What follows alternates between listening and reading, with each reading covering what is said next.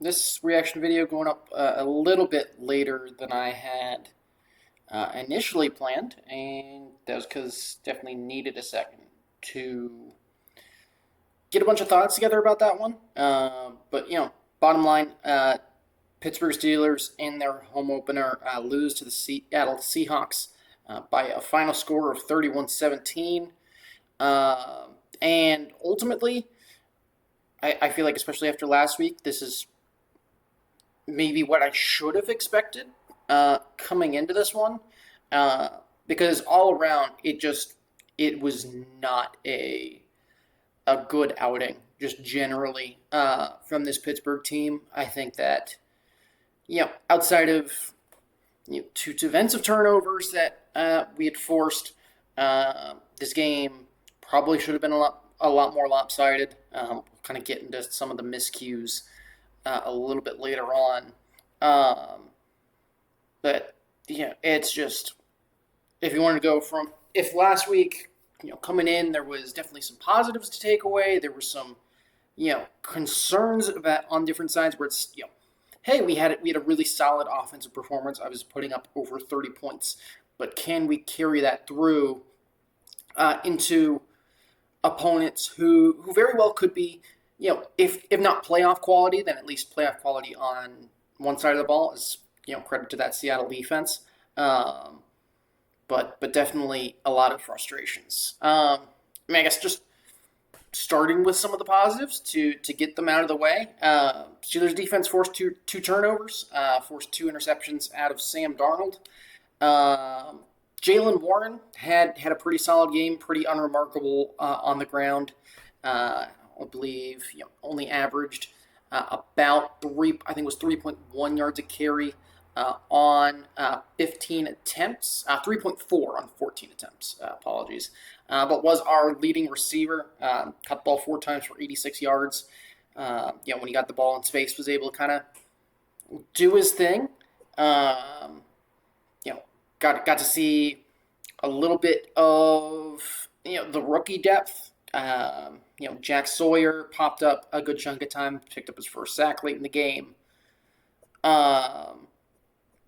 But outside of that, there was really nothing to write home about. It was failure on so many levels, and I feel like what it all comes down to is that this game especially had the Steelers looking like every other Steelers team we've seen, at least over the past 5, certainly since Ben's last year, where can't establish the run, defense is in bend don't break mode, and I think there is something to be said on the defensive side of the ball for the amount of injuries that we faced, and honestly that was what opened the door to a lot of a good chunk of rookies getting snaps. Saw Yaya Black, obviously I mentioned Jack Sawyer in there. Just looking at some of the stats, we saw Cole Holcomb come back in the game. Daniel Ekuwale was able to get a pass breakup. Obviously Joey Porter Jr. and who's the safety? Deshaun Elliott coming into the game, got injured. Alex Highsmith got knocked out of the game pretty early. Isaiah Loudermilk got knocked out of the game pretty early. So I think there is something to be said for that. But for the most expensive defense in the league, let me just read you through some of the team stats real quick. So Seattle, 21 first downs to Pittsburgh's 13. Another game where the Steelers defense gives up about 400 yards. The exact total today was 395. Average 6.2 yards per play. Seattle through the air, 22 of 33 for 278, 2 touchdowns, 2 picks. So that was obviously a big factor for having what should on paper be one of the most elite pass rushers in the league. Only 2 sacks against what is a very unproven O-line has me incredibly worried about how this pass rush will fare against teams with very established O-lines, which I think if you're Mike Tomlin, your goal is to not just make the playoffs, but to win a playoff game. The fact that against the Seahawks and the Jets, two teams that aren't really known that much for their O line, to have the front four, to have the linebackers that we have, and only walk away with 2 sacks, or with 3 sacks over 2 games, is unbelievably concerning and unbelievably frustrating to watch. The secondary, god awful today. Again, 2 picks is a silver lining. I say Jalen Ramsey did a nice job, kind of undercut a Sam Darnold pass early in the game. I'm trying to figure out to remember who pulled off the other one. Again, got to scroll through stats here. Nick Herbig picked up the other one, that's right. And that was on 4th down. He was able to kind of run that the other way. Almost for a touchdown. Got very close, but wasn't able to punch it in, I believe. It was shortly later that the Steelers punched that one in. But outside of that, I felt like, I wasn't able to watch the game from start to finish this time, but it felt like every time I was kind of looking down at the game, able to kind of catch a glimpse on 3rd down, you'd be seeing these 3rd and 7, 3rd and 8, 3rd and 9, 3rd and 15 in some instances. And Steelers bring a pass rush, and, either Jackson Smith and Jigba or Cooper Kupp are wide open, are able to either beat their man one-on-one or able to find the chink in the soft zone, which is an issue that we've had in this defense for years. It's something that's been getting torn apart since, the heights of Steelers versus Patriots, trying to find that edge over the Brady and Belichick offense and defense, where Brady just tore that apart and we just refused to change it for some reason. And so that is, I think it's incredibly concerning that, because I don't think it was an issue with, because I think it was more an issue with Joey Porter Jr. being out, maybe, because then you can maybe substitute a little bit differently to cover Cooper Kupp, to cover some other receivers. You don't have Jalen Ramsey going one-on-one against a guy who is, going to be much quicker considering Jalen Ramsey's age. Also, that first touchdown, just Jalen Ramsey for the Seahawks early in the game. Jalen Ramsey just got absolutely burned on a crossing route, and that was on a 3rd and 10, if I'm not mistaken. Or no, that was after a 3rd and 10 that Seattle converted. That was on a 1st and 10. So the defense, unbelievably concerning for the future, especially considering that we're not seeing this growth. We're not seeing that normal pass rush. We're not seeing the Steelers get pressure on the quarterback to maybe counterbalance the fact that we've gotten so much older in the secondary this offseason. Moving to the offense. Again, Jaylen Warren, good work. You were more or less the lone bright spot of players who were on the field for more traditional plays. The run game hasn't gotten going at all. Obviously Warren averaged 3.4 a carry. Steelers ending the day. Actually, talking about rushing, we'll go back to the defense first. The run defense actually looked okay in stretches, so long as Kenneth Walker wasn't on the field. And so, as much as we were able to do a good job at shutting Seattle's run game down whenever Zach Charbonnet was on the field, Charbonnet ended the game with 15 touches for 10 yards. Kenneth Walker at 13 for 105, and what put the dagger in was 3rd and goal from the 19, and the Steelers just couldn't make a tackle. And if we're going to continue to go up against teams who want to run the football. Baltimore really wants to run the football, and if we want to even talk about competing for the division, if that is even a goal this season, then that's something that has to be established now.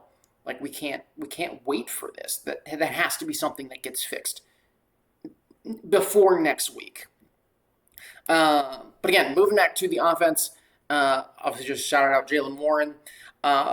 Otherwise, basically no bright spots. Aaron Rodgers sacked 3 times. So that's 7 times total he's now been sacked on the season. O-line didn't get any sort of run game go or any sort of a, I'd argue, consistent run game going. Ending stat there was 21 carries for 72 yards, which computes out to an average of 3.4 a carry. Um, yeah, really nothing special there. Saw a couple of moments where we pick up 4, 5, 6, 7 yards, but it wasn't done with enough consistency for me to say that there was any sort of improvement in that run game. And as much as we've gone against two very good front sevens, um, if our end goal this season is, hey, we want to win a playoff game, which is really what it should be, then just saying, oh, we went up against a really good pass rush, so our offensive line is going to struggle. Like that can't be an excuse that we use every week. Um, the pass game just refused to stretch the field, and again, going back to the fact that Seattle does have a good defense. They do have some good corners. They have some good ball hawk safeties that do a real good job at breaking to the football. Steelers aren't stretching the field basically at all. It's a lot of quick dink and dunk, a lot of Ben's last year type of play where it's hey, maybe we have it's outbreaking routes or quick stops. There's no attacking the middle of the field, and I think it's just concerning that we've seen so much in terms of personnel come through. We've seen, since I guess Ben's last year, we've seen 3 different offensive coordinators. We've seen, Mason, Ben, Kenny, Mitch, now Aaron. There's probably 4 or 5 names that I'm missing there, but the offense just looks the same, and it's the same thing on both sides of the ball. Where there's been I don't want to say so much change in the past 5 years because there's one, and that's the head coach. But especially today, it looked like the same Steelers team where it's not taking advantages and making sloppy mistakes in winnable football games, and that's what ultimately takes us out of it. Aaron Rodgers, I'll say, didn't. I don't know. Aaron Rodgers, this sort of a game was much more what I expected out of him. Again, a lot of dink and dunk, not a lot of stretch in the field. To give him a little bit of credit, one of those interceptions wasn't his fault. That was an interception in the end zone where it was intended for Pat Freiermuth. Calvin Austin was also in the area trying to make a play on the ball and tipped it right into the hands of the Seattle DB. And then the second interception was a pretty bad overthrow, this time intended for Calvin Austin, but just trying to make something as the Steelers were down 14 and had to try and do something.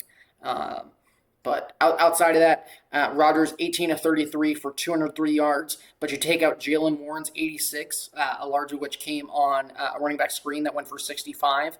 That takes him all the way down to 140 yards. And you can't have a defense that can't make stops on 3rd and long and 30 yards passing. If you take away the sacks, about 140 net passing yards, and expect to win football games and be decent. And it's very frustrating because you look at this football team and like Mike Tomlin, is the goal to go 9-8 this season? Because if it is, Mike Tomlin has to go, because at the end of the day, 9-8 isn't good enough anymore. If we're bipolar week to week, these reaction videos will pretty quickly become more unhinged, and we'll see how that goes. But ultimately, something needs to change on this offense because we can't run the same thing week in, week out, year in, year out that we have for the past 5-7 years that may get us to the playoffs, but doesn't do anything when we get there. I guess briefly to the special teams before kind of closing this out. Chris Boswell, another guy who thankfully looks good as he continues to. Thankfully, we didn't run him out of town during that Killer Bees season, or the year after losing to Jacksonville when that season went rather poorly, because at least Chris Boswell has been consistent, and if that changes, then that'll be the ultimate sign to blow it up. But what ultimately swung the momentum was Caleb Johnson made a super bad mistake on the kickoff after Seattle went up 3 points. I believe they made the score 17-14. And Caleb Johnson just didn't know the kickoff rules. Ball landed in the landing zone, kind of bounced up to him, went through his hands. Don't know, couldn't quite tell whether he touched it or not, and then didn't roll out the back of the end zone. And Seattle was heads up for it. Caleb Johnson walked away thinking it was a touchback. Seattle dove on it, and that gave Seattle quickly a 10-point lead, and that was the dagger. I certainly wouldn't argue that the Steelers did anything to deserve that win before that, but that was just the dagger where it's, you know, we give these other teams chances and they're going to take advantage. And I haven't seen this team, I don't know if it doesn't have a killer instinct. I don't know if it's, we need everything to go right to be able to compete and against the top tier talent, which I hope we want to compete against. That just hasn't been clear. So, maybe this is just an instance where the injuries prove to be more of a factor. And I certainly hope that it does. That way the Steelers team does continue to improve. But there's a lot of warning signs that the Steelers team is going to be the exact same team that we've seen year over year. And ultimately, if you're Mike Tomlin, that should end up costing you your job. If we don't see a change, and if we go into the bye week at 2-2, 1-3, our next couple games, obviously we play the Vikings in 2 weeks in Dublin, and next weekend is against the New England Patriots, which is absolutely a very winnable game. We have to, we play at home against. We play in New England. So I think there's a lot of concern for me going into that game, and we'll hold hopefully a complete overreaction until then. But end of the day, lots of warning signs here as the Seahawks defeat the Steelers 31-17. And we'll see you next weekend when the Steelers head to Foxborough.